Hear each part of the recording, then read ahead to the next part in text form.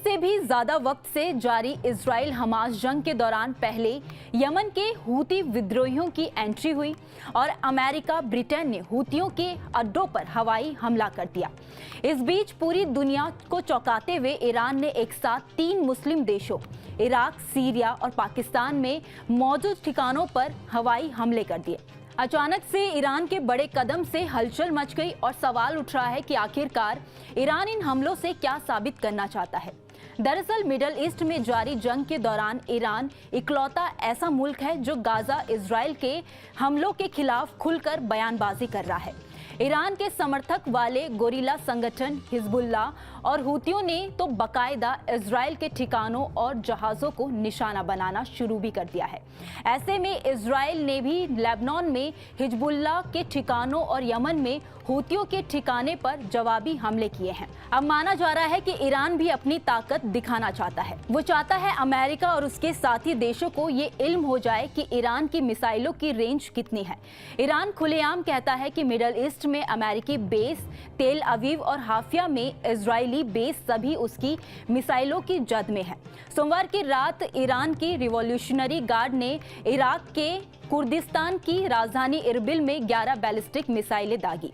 Kurdistan प्रशासन का कहना है कि इन हमलों में कम से कम 4 आम लोगों की मौत हुई है और 6 जख्मी हुए हैं।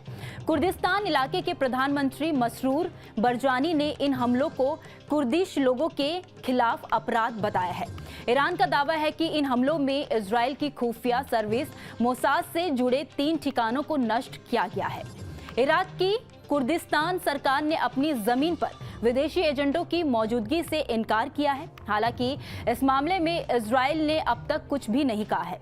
इराक में अभी अमेरिका के 2500 सैनिक हैं। इनमें से कुछ सैनिक इरबिल में भी हैं। ये सैनिक इस्लामिक स्टेट ग्रुप के खिलाफ अमेरिकी लीडरशिप वाले गठबंधन के हिस्सा रहे हैं। अमेरिका का कहना है कि उनके सैनिक स्थानीय लोगों की मदद के लिए हैं ताकि आईएस का फिर से उभार को रोका जा सके। आईएस का इन इलाकों में एक वक्त में काफी दबदबा था। हालांकि इन हमलों को ईरान के घरेलू मकसद के आईने में भी देखा जा रहा है। सीरिया में इजरायली हमले के जवाब के तौर पर देखा जा रहा है। सीरिया की राजधानी दमिश्क के बाहरी इलाकों में 25 दिसंबर को ईरान के एक सीनियर कमांडर को मार दिया गया था। ऐसा माना जा रहा है कि ईरानी कमांडर की मौत इजरायली हमले में हुई थी। 15 जनवरी को सीरिया पर हमला करके ईरान ने इन आईएस और अन्य आतंकवादी समूहों को निशाना बनाया है। इदबिल करीब 30 लाख विस्थापित सीरियाई नागरिकों का इलाका है, जिन्होंने 2011 में सीरिया के राष्ट्रपति बशर अल असद के खिलाफ विद्रोह का समर्थन किया था।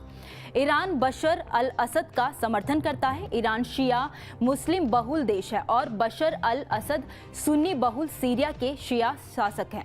वहीं ऐसा माना जा रहा है कि पाकिस्तान के पंजगुर में जैश अल अदल के ठिकानों पर ईरान के मिसाइल हमले पाकिस्तान के सुन्नी सलाफिस्ट आतंकवादी समूह के इजराइल की जासूसी एजेंसी मोसाद के साथ कनेक्शन के कारण हुए हैं। जैश अल अदल के खिलाफ ईरानी मिसाइल हमले का मकसद पाकिस्तान के खिलाफ युद्ध छेड़ना नहीं है, बल्कि तेहरान मोसाद के ठिकानों और अमेरिकी ठिकानों को खत्म करना चाहता है। उन्होंने कहा है कि इराक और सीरिया में भी ईरानी हमले इसी तर्ज पर किए गए हैं। अब देखना होगा कि अमेरिका और उसके साथ देश ईरान के इन हमलों को किस तरह से देखते हैं।